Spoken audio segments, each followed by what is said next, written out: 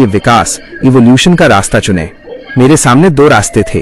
एक, ascending candle dragon, एक युवा कैंडल ड्रैगन के लिए सामान्य रास्ता जिससे जादुई शक्ति माना बढ़ती है।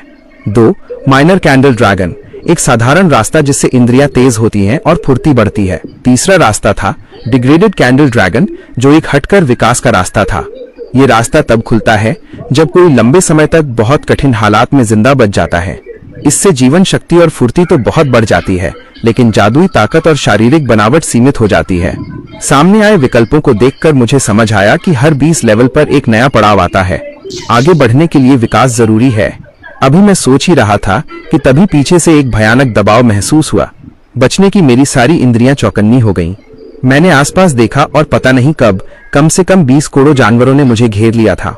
उनके पीछे से एक विशाल कोड़ो जानवर आगे आया।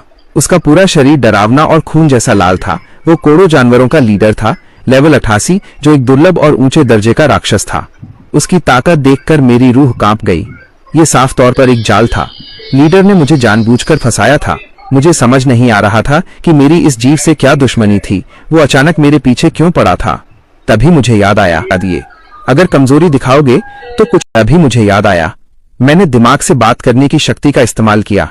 कोड़ो लीडर ने पहले ठंडी आह भरी और फिर बोला, उम्मीद नहीं थी कि हमारे इलाके में शिकार चुराने वाला इतना छोटा सा बच्चा होगा। इससे बात साफ हो गई। मिनोटॉर इन कोड़ो जानवरों का मुख्य भोजन होते हैं। शुरुआत में अपनी लड़ाई की ताकत बढ़ाने के लिए और अपनी बेहिसाब भूख की वजह से मैंने कई दिनों तक लगातार उनका शिकार किया था, जिससे इलाके में उनकी संख्या बहुत कम हो गई थी। इस वजह से कोड़ो जानवरों के पास खाने की कमी हो गई थी। ये सब सोचते हुए मैंने बस कंधे उचका दिए। अगर कमजोरी दिखाओगे तो कुचल दिए जाओगे। गुफा में यही नियम चलता है। मैंने अपने पैर मजबूती से जमाए और अपना सिर टेढ़ा किया। हाँ, वो मैं ही था। तुम्हारे कोड़ो जानवरों ने भी तो मेरी मां को खाया था, है ना? लड़ना चाहते हो? मैं यही हूं। जैसे ही मैंने ये कहा, मेरे पूरे शरीर से एक नीली हरी रोशनी निकली और मैं ऐसे खड़ा हो गया जैसे उन सबको फाड़ दूंगा। पर अंदर ही अंदर मैं भागने का रास्ता ढूंढ रहा था।